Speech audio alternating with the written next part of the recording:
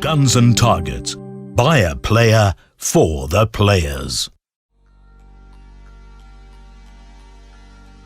Bonjour à tous et bienvenue dans cette nouvelle vidéo review. Et aujourd'hui je vais vous présenter une réplique longue de la marque Ares, mais il s'agit de la Kel-Tec RDB, en partenariat avec EMG et Ares. On a une très belle boîte, avec le logo Kel-Tec juste ici. Sur les côtés, bon, on a le rappel du fabricant Ares, etc.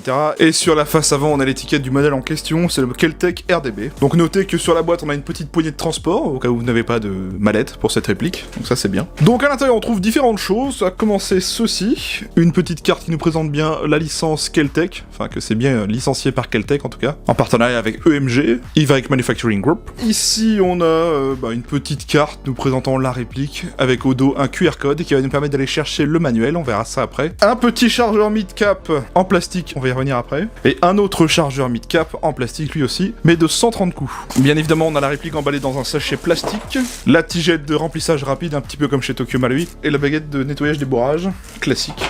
Et c'est tout pour la boîte. Et voici donc la réplique du jour, le Kel-Tec RDB de chez Ares avec EMG. Voilà, une très jolie réplique type bullpup sous licence. Et de l'autre côté, elle est très belle cette réplique, je trouve. Bon, visuellement, ça plaira pas à tout le monde. Moi, ça me choque pas plus que ça, il y en a qui aiment pas. Moi, ça me choque pas, vraiment, honnêtement. C'est un bullpup, quoi, donc voilà. Ok, donc je vais commencer par vous parler de l'arme réelle, parce que c'est bien une arme réelle, ce truc. Le Kel-Tec RDB, Rifle Downward Ejection, est une carabine bullpup semi-automatique chambrée en 5,56 autant, développée et fabriquée par la société Kel-Tec Industries. Elle fonctionne selon le système d'empreinte gaz à piston. L'arme utilise une culasse rotative ainsi qu'un éjecteur bas, permettant l'éjection des étuis vers le sol. Elle est entièrement ambidextre, elle utilise des chargeurs de type AR-15 de 30 coups. Cette arme est principalement utilisée par des tireurs civils, on la retrouve cependant dans quelques agences de sécurité privées. Kel-Tec est un fabricant américain basé en Floride, très connu pour ses innovations. Contrairement au FAMAS ou au Steyr-Hawk qui sont semi-ambidextres, un démontage est nécessaire pour passer le fusil du droitier à gaucher. Ce n'est pas le cas ici avec le RDB qui est parfaitement ambidextre, autant sur les commandes que sur l'éjection des cartouches, qui se font vers le sol, de la même manière qu'un P90 par exemple. Ici, cette réplique sous licence proposée par Ares est une fidèle reproduction du Kel-Tec RDB, le tout avec un niveau de finition exemplaire. La plateforme bullpup sera un avantage énorme pour les parties en CQB, tout en conservant une longueur de canon plus que confortable pour jouer en terrain dégagé. Un rail Picatinny de 255 mm se situe sur la réplique pour installer n'importe quel viseur point rouge ou lunettes, et un rail inférieur de 225 mm est présent sous le garde-main pour y ajouter un bipied, un grip vertical ou autre accessoire. Comme le modèle original, cette réplique est entièrement ambidextre, le bouton d'éjection du chargeur et le sélecteur de tir sont à la fois utilisables par un gaucher et un droitier. La réplique est livrée avec un chargeur standard mid-cap de 130 billes et un chargeur court mid-cap de 100 billes. Donc voilà pour l'arme et la réplique. Commençons par aller checker le manuel, parce que oui, on a un manuel mais qui est sur le site. Donc on va prendre tout simplement un smartphone, et on va tout simplement aller scanner le QR code à l'arrière de la petite carte, et on se retrouve ici avec le manuel du fabricant. Voilà. Je vous l'afficherai en grand format si vous voulez en vidéo, mais voilà. Ça nous apprend entre guillemets les bases, comment remplir le chargeur, utiliser la réplique avec le sélecteur de tir, régler le hop-up, installer la batterie, démonter la réplique sommairement. On y a un plan éclaté ici. Bon, c'est pas un manuel hyper complet, mais ça a le mérite d'exister, et bon, encore mieux, en version PDF. Voilà. Comment ça fonctionne? Eh ben, c'est un AEG standard. Qu'est-ce que j'entends par AEG standard? C'est que c'est une réplique qui va fonctionner sur une batterie avec un système qu'on appelle la gearbox. Donc je répète, c'est une grosse boîte qui fait actionner un cylindre et qui va venir comprimer de l'air et utiliser l'air comprimé pour faire partir la bille. L'avantage c'est qu'on peut faire du tir semi-automatique ou full automatique, soit coup par coup, soit tir en continu. Donc c'est le plus facile à utiliser pour le débutant parce que ça s'utilise aussi bien l'hiver comme l'été. Il n'y a pas de contrainte entre guillemets avec le froid. Ça se désigne sous le nom AEG pour Automatic Electric Gun. Je vous invite à taper AEG sur Google pour trouver d'autres infos et vous aurez plein de choses. Cette réplique elle est intéressante parce qu'elle se désigne aussi en 3 versions. La noire comme celle-ci, en version beige, je vous mettrai une image, et une version vert OD, donc vert olive si vous préférez. Si vous n'aimez pas spécialement la couleur noire, sachez qu'elle est disponible en 2 autres couleurs, et bon, c'est toujours bien de le préciser. On va regarder la réplique de prix parce qu'elle dispose de marquage Kel-Tec, donc la vraie licence, et ça c'est intéressant. On va aller du côté gauche, et voilà, à l'arrière on trouve un marquage dans le matériau, s'il vous plaît, donc c'est directement moulé dessus. Kel-Tec RDB, Kel-Tec CNC Inc. Cocoa, donc en Floride, FL, Made in USA, Patent Pending. Donc on peut virer bien évidemment l'étiquette à l'arrière. Je vous la montre de près quand même, cette réplique. On a un marquage du sélecteur de tir, S, F et A, sécurité Fire Auto. Cet effet sur le garde-main est très sympa, j'aime beaucoup. C'est un petit peu comme ce qu'on avait sur le Case G12 que vous avez fait il y a pas longtemps. Franchement, en termes de finition externe, elle est très très chouette. Voilà, on retrouve le marquage du sélecteur de tir ici, S, F et A. Le rail Picatinny sur le dessus. À l'arrière de la crosse, on retrouve un logo Kel-Tec, juste ici, sur la plaque de couche en caoutchouc. Et sur les chargeurs, on a des marquages aussi. Donc par exemple, sur celui-là, on a un 6.00 par 130. Donc c'est le chargeur de 130 coups, voilà. AEG, FG, HK, LTD, Gen 3, etc. Bon, c'est des petits marquages sympas, on va dire. Donc voilà aussi le détail du chargeur, hein. Il est en polymère, donc c'est un plastique de bonne qualité. 6.00 par 130. À l'inverse, sur le petit chargeur, eh ben, on va aussi avoir des marquages, mais lui, 6.00 par 100. Donc un chargeur mid-cap de 100 coups. C'est bien parce que ces chargeurs sont détaillés au final, hein. C'est pas comme s'ils avaient fait ça un peu à l'arrache. Bon, sinon voilà pour les marquages de la réplique, hein. Il y en a pas non plus 36 000, mais ça rend vraiment très très bien hein, avec les licences officielles, c'est super chouette. Bon alors, les contrôles sur cette réplique. On va commencer par tout ce qui est simple au niveau sécurité. Eh ben c'est un peu comme sur un M4, ça va se manipuler avec le sélecteur de tir qui est ici. Donc notez que le sélecteur de tir, il est ambidextre, on le trouve aussi bien à gauche comme à droite de l'autre côté. Parfait pour les gauchers et droitiers. Donc là, sur cette position, nous sommes en S, donc sécurité, donc ça bloque complètement la queue de détente, on peut rien faire. Ici, on sera en semi. Bon, je sais pas si vous allez entendre, mais on peut entendre le petit... le micro-switch, hein, et le petit clic du micro-switch. C'est pas un switch mécanique, hein, c'est vraiment une détente type électronique. Et tout en haut, nous sommes en full, donc le tir en continu. Ensuite, l'éjection de chargeur sur cette réplique, eh bien c'est ambidextre. Ça va se faire ici avec ce levier là. En fait, c'est plutôt simple parce que quand on tient la réplique dans une main, on va aller actionner le levier avec l'autre, tout simplement en appuyant comme ceci. Voilà, on sort le chargeur tout simplement. Donc c'est aussi bien accessible à gauche comme à droite, hein. Donc par exemple si je la tiens du côté gauche, je peux le manipuler du côté droit. Voilà, tout simplement. Ils ont vraiment repris les codes de l'arme réelle, hein, qui est vraiment 100% ambidextre pour le coup. Notez qu'ici à l'arrière, sous la réplique, on a le faux éjecteur d'étui. Donc normalement sur l'arme réelle, c'est ici que les cartouches vides sortent et tombent par terre directement, au lieu de se les prendre en pleine tronche, hein. Pour accessoiriser la réplique, on a un grand rail Picatinny en aluminium sur le dessus, parfait pour y mettre un optique. On en a un en dessous en polymère, directement sur le garde-main, donc parfait pour y mettre une lampe, une poignée, un bipied, ce que vous voulez. On a un cache-flamme ici qui est dévissable en métal, hein. C'est un 14 mm CCW, donc bien sûr vous pourrez le dévisser pour y mettre un silencieux, c'est tout à fait possible. Au niveau des attaches-angles sur cette réplique, on est plutôt bien fourni. Pour commencer, on en a un ici, sous forme d'anneau en plastique, là. Un ici sur le côté droit, donc voilà, un petit peu sous forme d'anneau métallique aussi. On le retrouve de l'autre côté, il est ambidextre, hein, clairement. On en a un ici sous forme d'anneau métallique aussi, donc pareil que l'autre, il est ambidextre, on le retrouve au même endroit ici. Et on en a aussi à l'avant ici sous forme de petit espace plastique là, donc de chaque côté de la réplique bien évidemment, voilà. Pour l'accessoirisation avec une attache-angle, c'est tout à fait possible aussi. Le levier d'armement est mobile sur cette réplique, bon il ne sert strictement à rien à part vous amuser à le tirer. Il est ici, là, donc on peut tout simplement le tirer comme ceci. Cette partie est en alliage, hein, donc il va falloir faire attention. Sachant que le levier d'armement a un ressort plutôt balèze, il revient plutôt très vite, donc faites gaffe à pas le casser surtout. Donc on peut le manipuler, et on peut aller le bloquer en haut, ici comme ceci. Donc n'allez pas faire le HK slap parce que là vous voyez, il y a vraiment un ressort de porc là-dedans. Si je lâche, je sens que bon, au bout d'un moment, ça pourrait péter quoi. Mais bon, c'est manipulable, hein, au moins c'est pas factice, vous pouvez au moins le manipuler. Ici, à l'avant, on a la bague de réglage de l'emprunt des gaz, hein, donc sur le vrai, c'est ce qui vous permet de gérer, entre guillemets,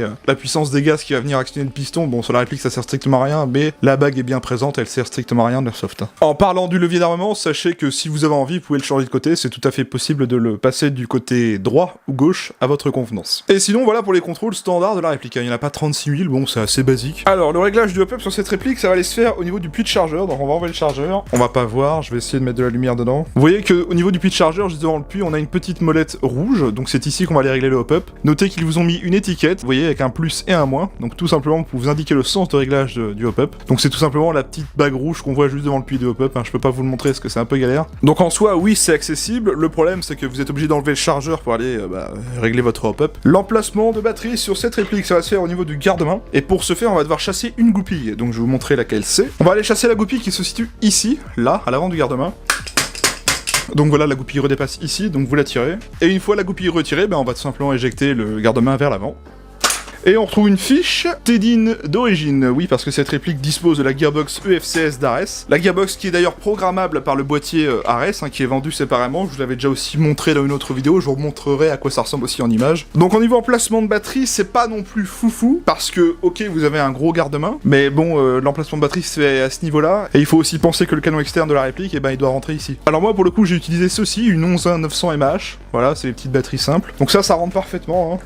Hop, on va la mettre là, et c'est bon, là vous aurez la place pour la mettre. C'est pas non plus chiant, mais il faut juste avoir la bonne batterie. Donc là pour le coup, je vais pas me faire chier à mettre le garde-main, c'est juste pour montrer comment ça tire. Bon, on va aller faire le test de tir à vide, on va en profiter. Ok, donc j'ai pas mis de chargeur, vous inquiétez pas, tout se passe bien. Hop, on va regarder la queue de détente, c'est parti. Donc il y a un micro-switch d'origine, hein, donc c'est pas une détente mécanique. Alors on a un débattement qui part d'ici à là. Donc le débattement est plutôt moyen, c'est pas long, c'est pas court quoi.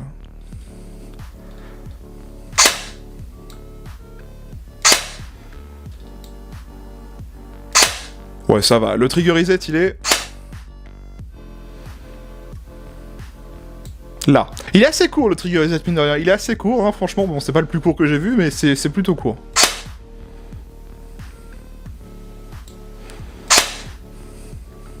C'est plutôt court, donc on voit qu'on est sur du micro-switch hein, et non pas du switch mécanique. Donc ça permet d'enchaîner un SMI quand même. Vous voyez que ça peut quand même bien marcher. Bon, je dis pas qu'il faut y aller comme un foufou non plus, parce que les gearbox UFCS, ça sont un petit peu réputés pour être un peu fragilos. Peut-être avec un renforcement de la gearbox, la rigueur. En full, qu'est-ce que ça donne?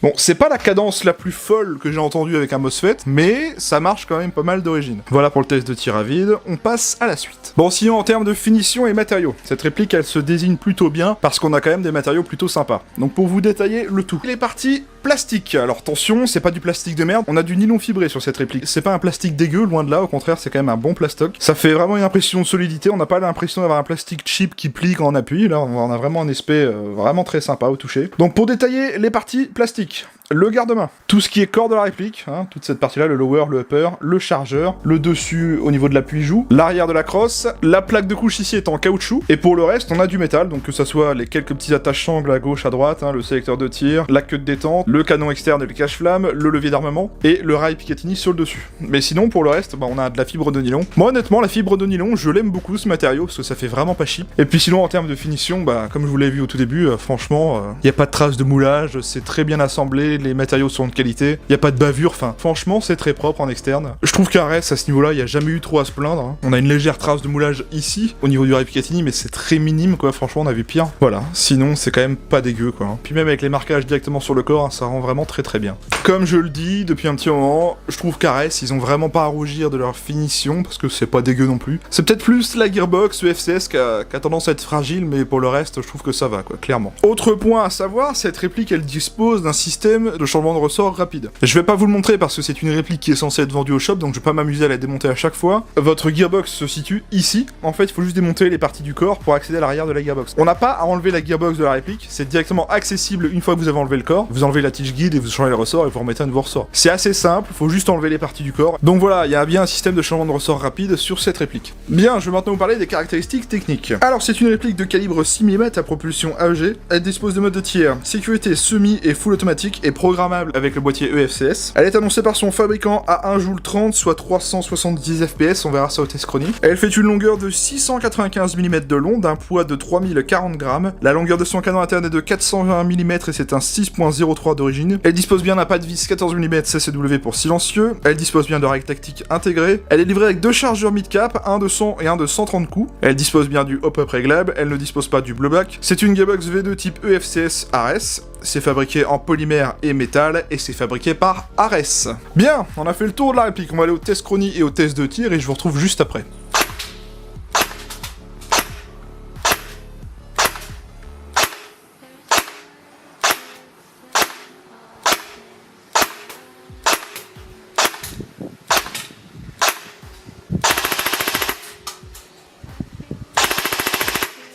« 14 millisecondes. Test de tir du Keltec RDB de chez Ares. Et c'est parti.